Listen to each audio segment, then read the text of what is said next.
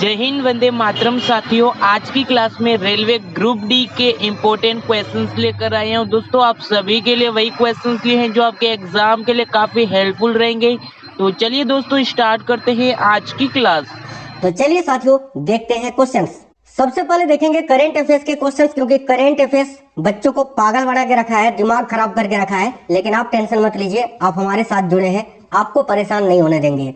देखिए, पहला क्वेश्चन है, भारत की स्वास्थ्य सेवा प्रणाली में उत्कृष्ट योगदान के लिए असाधारण नर्सिंग पेशेवरों को किस पुरस्कार से सम्मानित किया जाता है, जो कि हाल ही में मई 2025 में सम्मानित भी किया गया। तो देखो, करेक्ट आंसर हो जाएगा राष्ट्रीय फ्लोरेंस नाइटिंगेल पुरस्कार से। Option number C correct answer है। नेक्स्ट क्वेश्चन है, मई 2025 में एनडीए की 148वीं पासिंग आउट परेड के दौरान कौन सी ऐतिहासिक घटना है जो पहली बार घटित हुई।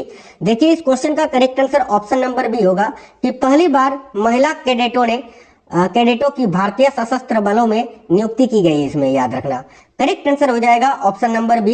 ये नेशनल डिफेंस एकेडमी की बात की जा रही है, याद रखना। मई 2025 में नेशनल डिफेंस एकेडमी की 148वीं पासिंग आउट परेड के दौरान कौन सी ऐतिहासिक घटना पहली बार घटित हुई थी। तो इसमें पहली बार महिला कैडेटों की भारतीय सशस्त्र बलों में नियुक्ति की गई थी, याद रखना। ये बहुत इंपोर्टेंट क्वेश्चन है। अगला क्वेश्चन है, एशियाई एथलेटिक्स चैंपियनशिप 2025 में भारत के लिए 2 स्वर्ण पदक किसने जीते। Very very important question.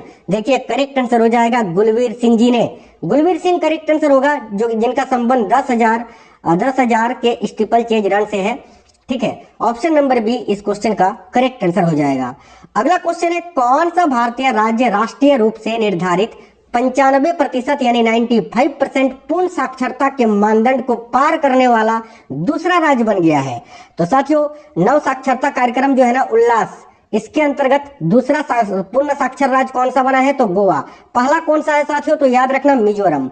दूसरा हो गया गोवा, तीसरा हो गया आपका त्रिपुरा, चौथा हो गया साथियों हिमाचल प्रदेश, और पांचवा हो गया लद्दाख। ये आपको जुबानी याद रहना चाहिए, क्योंकि डायरेक्ट रेलवे क्वेश्चन पूछ रहा है इससे। चलिए आगे देखिए, क्वेश्चन था 29 मई 2025 को गुमी दक्षिण कोरिया में आयोजित 26वीं एशियाई एथलेटिक्स चैंपियनशिप में अविनाश सावले ने किस स्पर्धा में स्वर्ण पदक जीता। देखिए, करेक्ट आंसर हो जाएगा 3000 मीटर के स्टीपल चेज में। Option number C correct answer है। वेरी वेरी इंपोर्टेंट क्वेश्चन है, याद रखना। आगे देखिए, नेक्स्ट क्वेश्चन है, 29 और 30 मई 2025 को राष्ट्रपति भवन में आयोजित 2 दिवसीय साहित्यिक सम्मेलन का आयोजन किन 2 संस्थाओं ने किया। तो 29 और 30 मई 2025 को राष्ट्रपति भवन में आयोजित 2 दिवसीय साहित्यिक सम्मेलन का आयोजन किन 2 संस्थाओं ने किया था। करेक्ट आएगा संस्कृति मंत्रालय और साहित्य अकेडमी मंत्रालय, है ना। संस्कृति मंत्रालय और साहित्य अकेडमी ने।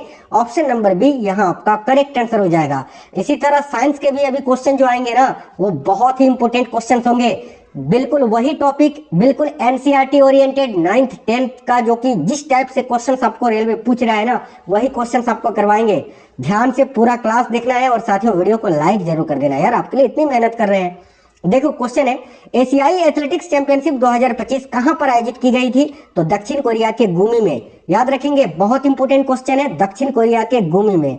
नेक्स्ट क्वेश्चन है, किस मंत्रालय ने औद्योगिक उत्पादन डेटा जारी किया है। तो इनमें से कौन सा मंत्रालय है जिसने औद्योगिक उत्पादन डेटा को जारी किया है। करेक्ट आएगा सांख्यिकी और कार्यक्रम कार्यान्वयन मंत्रालय ने, यानी करेक्ट आंसर हो जाएगा ऑप्शन नंबर सी। क्लास बिल्कुल फास्ट करवाएंगे, एग्जाम टाइम है ना, आपका टाइम वेस्ट नहीं करना है। डायरेक्ट क्वेश्चन आंसर, और वो क्वेश्चन जो डायरेक्ट पेपर में फंसेगा।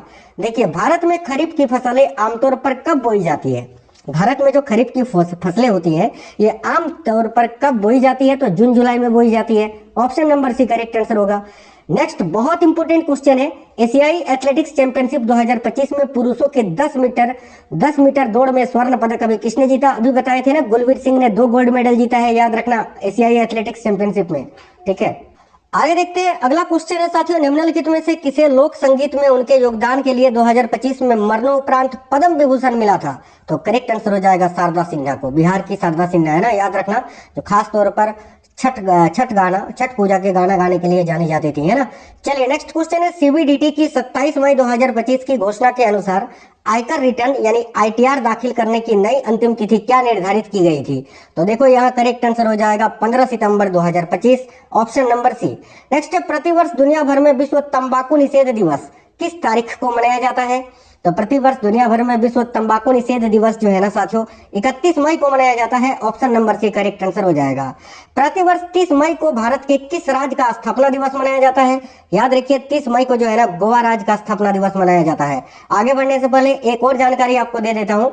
आज जो है ना स्मार्ट स्टडी 2.0 में करंट अफेयर्स का एक मैराथन क्लास भी आएगा रात में स्मार्ट स्टडी 2.0 में। हो सके तो ये क्लास जो है ना आपको रात में 10 बजे तक मिल जाएगी स्मार्ट स्टडी 2.0 में, जहां पर जो है ना मैं पूरे 235 करंट अफेयर्स का बहुत ही एक शानदार सेशन लेने वाला हूं। उस क्लास को आपको देखना है स्मार्ट स्टडी 2.0 में, ध्यान रहे, ठीक है। तो वो क्लास आपको मिल जाएगी 10 बजे अपलोड हो जाएगी क्लास, आप लोग जाकर देख ही लेना स्मार्ट स्टडी 2.0। अगर नहीं जानते हैं तो वो हमारा एक दूसरा चैनल है जहां पर मैं करंट अफेयर्स ही केवल कराता हूँ, ठीक है।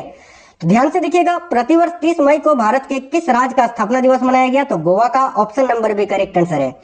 प्रतिवर्ष दुनिया भर में अंतर्राष्ट्रीय संग्रहालय दिवस किस तारीख को मनाया जाता है?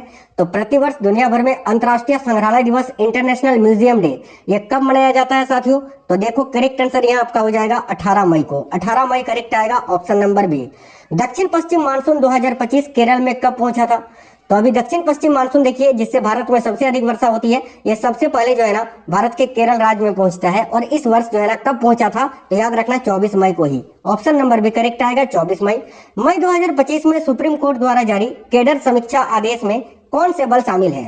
तो मई 2025 में सुप्रीम कोर्ट के द्वारा जारी कैडर समीक्षा आदेश में कौन से बल शामिल है? करेक्ट आएगा आईटीबीपी, बीएसएफ, सीआरपीएफ, सीआईएसएफ और एसएसबी। याद रखना मोस्ट इंपोर्टेंट क्वेश्चन है। नेक्स्ट है, आरबीआई ने वित्त वर्ष 2024-25 के लिए केंद्र सरकार को कितना अधिशेष हस्तांतरित करने की मंजूरी दी है? करेक्ट आंसर हो जाएगा 2.68 लाख करोड़ रुपए, 2.68 लाख करोड़। याद रखना काफी इंपोर्टेंट क्वेश्चन है, आरबीआई से क्वेश्चंस तो बन ही रहे हैं। मई 2025 में हुए एक समझौते में ब्रिटेन ने मॉरिशस को कौन से द्वीप लौटाए थे? करेक्ट आएगा चागोस द्वीप। याद रखेंगे ऑप्शन नंबर सी चागोस द्वीप। राष्ट्र की सेवा में असाधारण साहस और बलिदान के लिए रक्षा कर्मियों को दिए जाने वाले वीरता पुरस्कारों में कौन सा एक है? तो राष्ट्र की सेवा में असाधारण साहस और बलिदान के लिए रक्षा कर्मियों को दिया जाने वाला जो वीरता पुरस्कार है उनमें से एक आपका कृति चक्र है साथियों। ऑप्शन नंबर भी करेक्ट आएगा कृति चक्र। मई 2025 में rising north east investor summit 2025 कहां पर आयोजित किया जा रहा है? तो देखिए मई 2025 में rising north east investor summit 2025 जो है ना ये कहां पर आयोजित किया गया अभी? तो याद रखेंगे नई दिल्ली में। क्वेश्चन फिर से पढ़िए, मई 2025 में rising north east investor summit 2025 कहां आयोजित की गई? नई दिल्ली में। वेरी वेरी इंपोर्टेंट क्वेश्चन है। अगला क्वेश्चन है, राष्ट्रीय साक्षरता कार्यक्रम का नाम क्या है जिसने मिजोरम को पूर्ण साक्षरता हासिल करने में मदद की थी? अभी बताए थे ना उल्लास नव भारत साक्षरता कार्यक्रम, याद रखना। मई 2025 में अमेरिकी राष्ट्रपति द्वारा घोषित गोल्डन डोम शील्ड का प्राथमिक उद्देश्य क्या है? भाई मई 2025 में अमेरिकी राष्ट्रपति द्वारा घोषित गोल्डन डोम शील्ड का प्राथमिक उद्देश्य क्या है? देखिए ऑप्शन नंबर बी, लंबी दूरी की मिसाइल खतरों का पता लगाना और उन्हें रोकना। नेक्स्ट क्वेश्चन है, 2025 में गुजरात की 16वीं शेर जनगणना में कितने एशियाई शेर दर्ज किए गए? तो याद रखिएगा 891 एशियाई शेर, ठीक है। आगे देखिए, पीएम ई ड्राइव योजना के तहत कितने सार्वजनिक ईवी चार्जिंग स्टेशन स्थापित करने की योजना है? काफी इंपोर्टेंट क्वेश्चन है, करेक्ट आएगा 72,000, ठीक है। 72,000 सार्वजनिक ईवी चार्जिंग स्टेशन स्थापित की जाएगी पीएम ई ड्राइव योजना के तहत।